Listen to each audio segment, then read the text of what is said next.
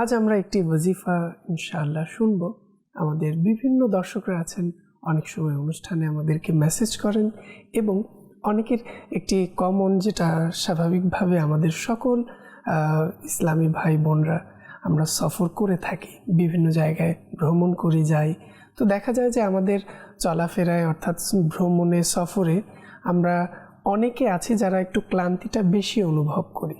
তো সেক্ষেত্রে রুহানি চিকিৎসার পক্ষ থেকে ইনশাআল্লাহ আজ আমরা একটি ওয়াজিফা আপনাদেরকে প্রদান করব। ওয়াজিফাটি হচ্ছে ইয়া কুদ্দুসু ইয়া কুদ্দুসু ইয়া কুদ্দুসু। সফররত অবস্থায় আমরা যখনই ভ্রমণে সফরে থাকি ইনশাআল্লাহ পাঠ করতে থাকব। আল্লাহ তাআলার দয়ায় আমাদের ক্লান্তি দূর হয়ে যাবে ইনশাআল্লাহ।